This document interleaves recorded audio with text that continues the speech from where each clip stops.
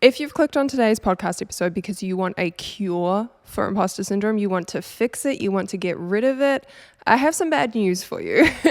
At every stage of business, you are going to tackle a new level of imposter syndrome. And actually what inspired today's episode was, number one, I've been feeling a little bit of imposter syndrome myself this week.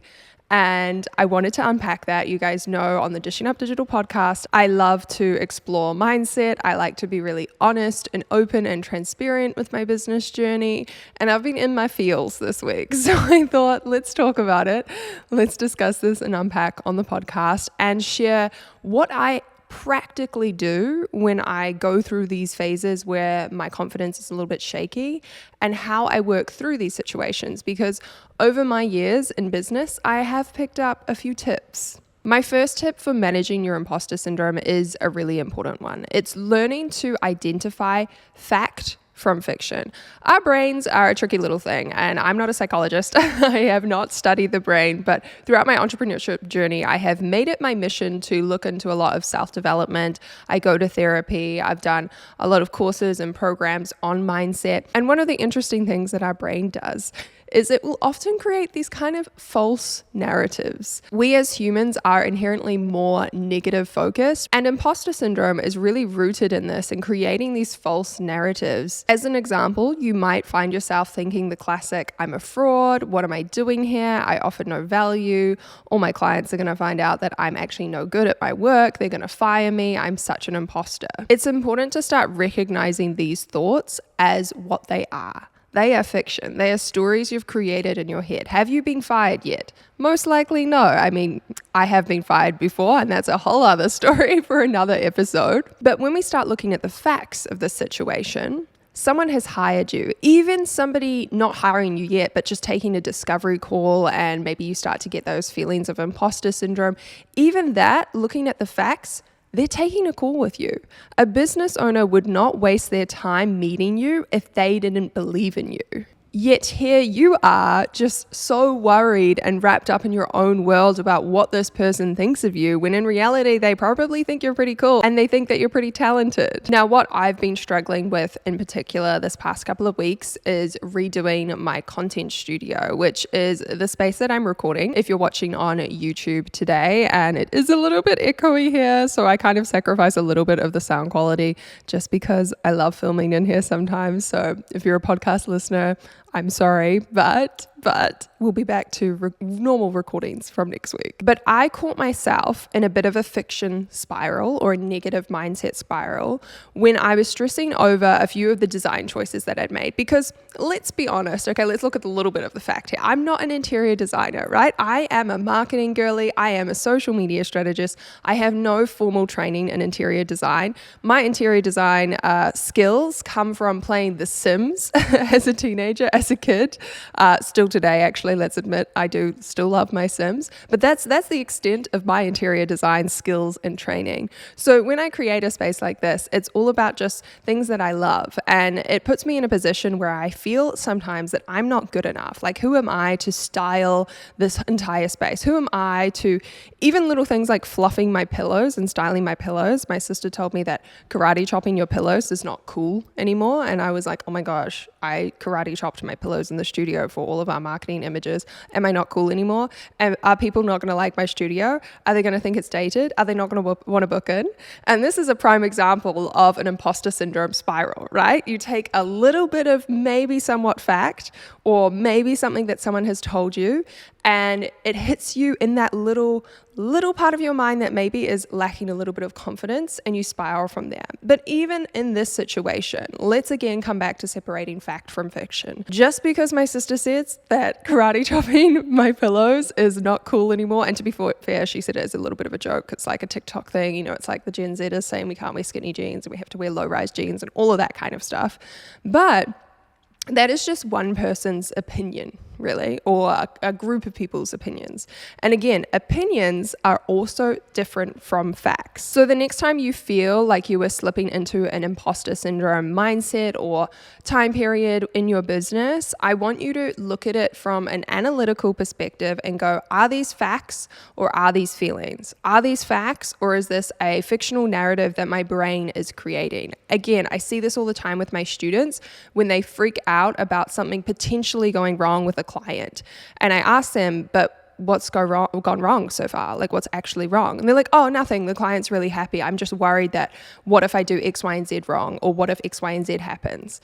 And I have to remind them that they are talented and skilled enough to manage that situation if it comes their way. But at present time, they don't have that problem in front of them. They're worrying about the what ifs, the things that aren't actually a reality. So that's tip number 1, learning to separate fact from fiction. Tip number 2 is getting comfortable with not knowing everything.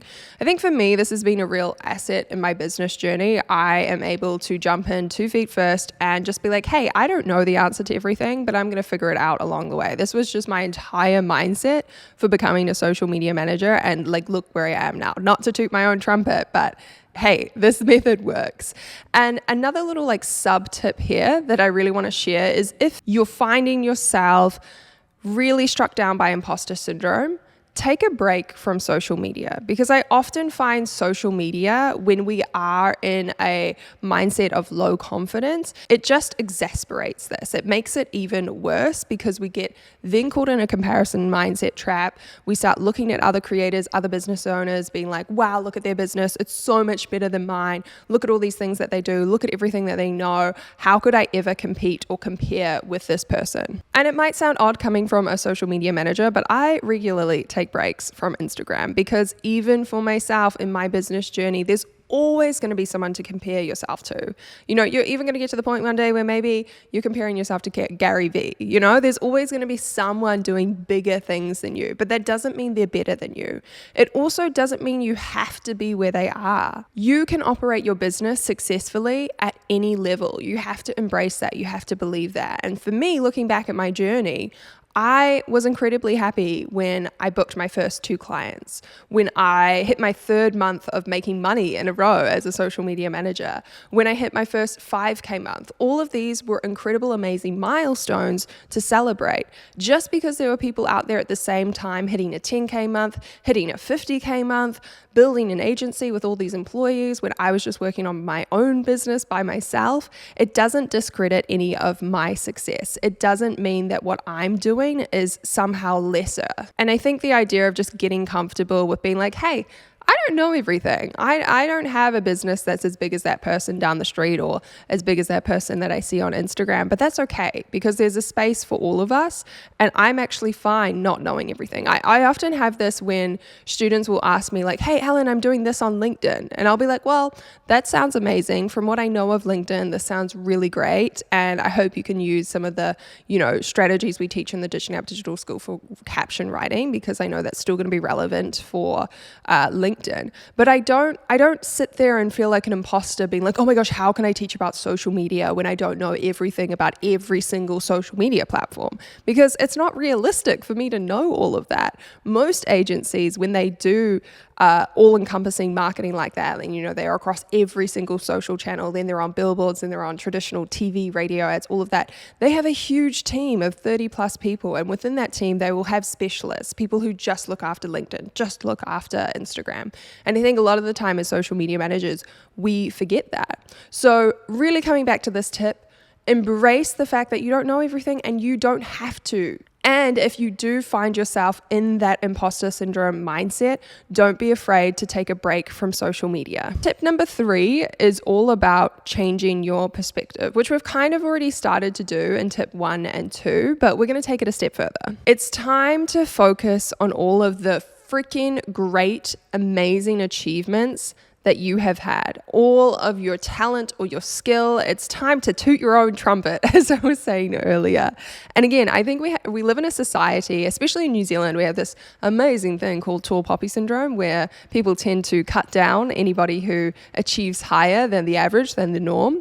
And I know this is also a big thing in a lot of small towns and other countries and states. I feel like we have been brainwashed into thinking that talking about how great we are is a bad thing, that it's vain, that it's self-absorbed or selfish. And it's really not. It's an important thing for us as business owners to recognize those accomplishments and what we are doing well, because that is what drives us through these shaky spots when we feel that imposter syndrome coming on. And another strategy that I use kind of in this conversation in line with this is my I am great folder. So I have a folder that sits on the desktop of my computer. So it's on my laptop and it's on my iMac as well, sits in the cloud. And it is literally called I am great in capital letters. And in that folder, I have screenshots from all of my students, all of my clients. I've got testimonials, reviews. I've got little messages of people being like, I just quit my job because of the Dishing Up Digital School, Ellen, or I just booked my first paying client, or I booked a $2,000 client. I've never made this much money before. Like all these positive messages from my students and clients, or even positive YouTube comments, which let's be honest, I don't get those very often, but YouTube is not the nicest place, but I know there's lots of people who watch my YouTube videos and then DM me on Instagram and leave me lovely messages there. So it's all sorts of messages that I have gathered over the last few years, and I save it in this folder so that when I am feeling down, when I'm feeling like an imposter, if I go through a situation where a client ends a contract, which did happen to me recently and has happened many times throughout my career as a freelancer, it is a normal part of freelancing, FYI. And again, we can totally do another episode on this. But when these situations pop up, I can go to this folder and remind myself of the impact that I have had. And again, this for some of you might, if you're early on in your journey, it might be things like booking that first client, or just receiving a positive response to a cold pitch that you sent, or some comments on a reel that performed well.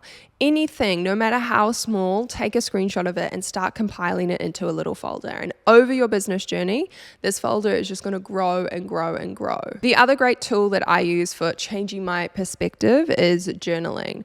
I really love focusing on gratitude, and I feel like this always sounds really cheesy when I hear other people talk about it, like, do your gratitudes, la la la.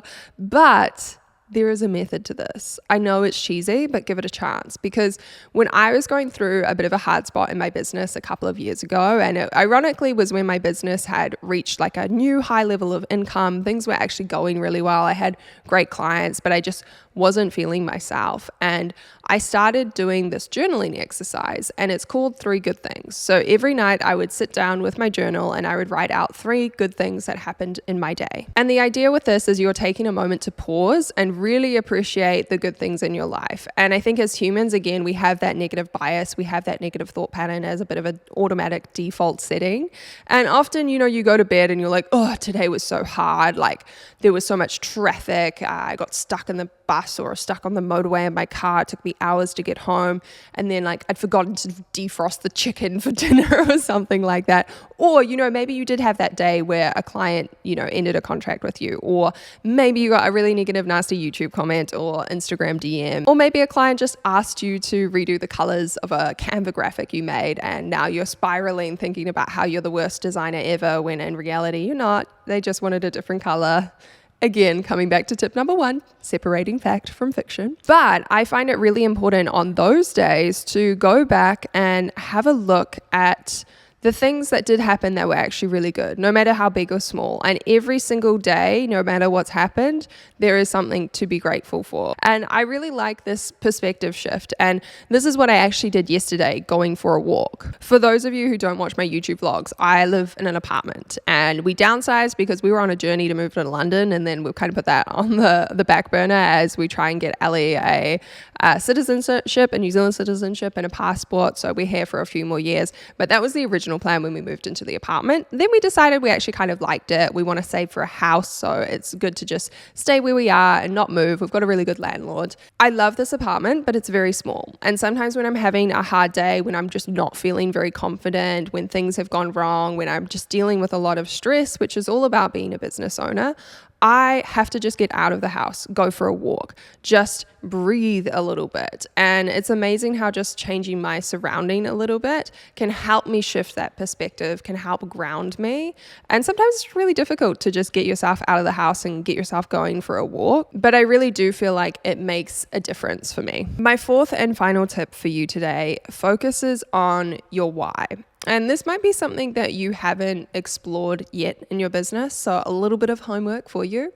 But when I am in a point in my business where those scary feelings come up, where the imposter syndrome bubbles, and I feel like I'm not good enough to be in a certain situation. And one of the other things that's been going through my mind this week with imposter syndrome and inspiring this episode was I am going to a business retreat in the US, and I've been feeling so excited for the past 2 months since I booked this ticket to this retreat. And then all of a sudden yesterday, I started feeling like, oh my gosh, there's going to be like some really big, like proper business owners there. Like, I feel really nervous. And I was like, am I going to fit in? And am I going to be the odd one out? Am I going to be the smallest business there? And again, using all my other tips and strategies, focusing on my gratitude, looking at my I am great folder, focusing on my positive comments and emails from clients and students, separating the fact from the fiction, knowing that I have value, and all of that kind of stuff is important. But the other thing that I do, and my fourth tip for you today, is coming back to my why. And I've done a lot of exploring in terms of what inspires me, what drives me in my business. And I honestly always thought it was like freedom and money. And again, I think money, a lot of people like look down on this and be like, ew, that's so like not classy to be like, yeah, I'm hungry for the money. But like, let's be honest, money opens up a lot of doors for people. It gives a lot of that freedom and flexibility. And as someone who grew up in a family who didn't have a huge amount of money, is very much middle class, and also went through some periods of time where we suffered with like unemployment and were on the benefit, and money was a big stressor, or should I say lack of money was a big stressor. I find a lot of safety in it. So I always really thought that was my motivator, my why. And I think being motivated by money, it's not about the greed and the selfishness. I think it's just not the best thing that's going to motivate you for the long term. It's not going to give you the drive through those difficult situations. And that's what I found when I sort of mentioned earlier, going through a rough spot in my business, was realizing that I was making $20,000 a month, but it wasn't actually making me happy. So I had to do a lot of work on unpacking the why and why I was doing what I was doing. And again, it sounds so simple. It sounds so simple, but it wasn't something that I'd really dove into. And now I use it as a bit of a tool when I have these limiting moments with my mindset, when I have these negative beliefs, when I have this imposter syndrome, I come back to my why. For me, I call it the heartfelt calling. And for me, my heartfelt calling is creativity. So it's making things, it's getting creative, it's editing videos, it's making, my version of art, which is videos and content for social media. That's what fills my cup. But my other why is my other big motivator is helping people. Like, that fills my cup a lot. The fact that I know that I have helped people quit their job and start a business, or even just in a small way, sometimes people take my program alongside another 5 programs, or they also have a private coach and they end up launching a whole new online business in a different direction. But even just being part of their journey, a lot of my students, it's been part of that early stage of that journey, that first variation of their business, getting into social media management, and then seeing them spread their wings and start a new business or go into coaching or go into digital products. It's so rewarding and it lights me up. I always talk about how I'm actually quite an introvert, and usually talking to people soaks up a lot of my energy and makes me quite exhausted. But when I teach, I almost become like a bit of an extrovert because I soak up so much energy from my students, talking with students, helping them through situations, coaching them through situations. And I just freaking love it. And the feedback I get from my students is they love it too, and they see that passion. And someone even sent me the most lovely DM the other week and said that I was like a born teacher, which I was like, oh my God, my heart, it's melting. And for me, coming back to this why helps me work through these situations of imposter syndrome. It helps me recognize, okay, I'm going to this business retreat and maybe I am going to be the smallest business there. Like maybe I am punching above my weight, joining the big leagues here and going along to this fancy US business retreat. But going to this retreat is going to help me serve my students and help my students so much more. And it comes back to that bigger picture of my why. And immediately, even just saying that now, it's helped me like, just like let go of breath and be like, yes, I'm so excited for this retreat again. Like, it's okay if, you know, I'm the little dog and it's okay if I'm the one there learning the most, or, you know, it's okay if I do get there and hey, maybe I'm one of the big dogs. Who knows? Who knows? Again, separating fact from fiction. We're making up a story here. My mind is spiraling. But being able to cut myself off from that thought pattern and just be like, hey, Ellen, this retreat is a good thing. You're going to be able to help so many people. You're going to be able to make awesome freaking content. Subscribe to the YouTube channel if you want to see a vlog from the behind the scenes of the business retreat. I'll be posting reels. It's going to be such an incredible opportunity. It's going to be so fun creatively and also for helping me help more people. And yeah, that immediately makes me feel better. So those are my thoughts on imposter syndrome. And I really think it's important to action these things that I've talked about today. And congrats to you if you've made it to the end of this video and you're dedicated in this journey of tackling your imposter syndrome, because I really do think this is the crux of it all. This is what is holding people back in business. When they think that they are not good enough and they don't start that business that could potentially change someone's life, change your life, change the world. Like, people sit on such brilliant ideas, and the only reason they are not brave enough to start that business is because they think they are not good enough, because they think there is not a place for them when there really, really is. It's all about managing your own mindset, and then you become freaking unstoppable. And we're going to finish on a high right there. If you are new to the Dishing Up Digital podcast, make sure you subscribe. Please give us a review. It helps us out so much. And if you're watching on YouTube, make sure you're subscribed here as well. And I will catch you in the next episode. Bye, guys.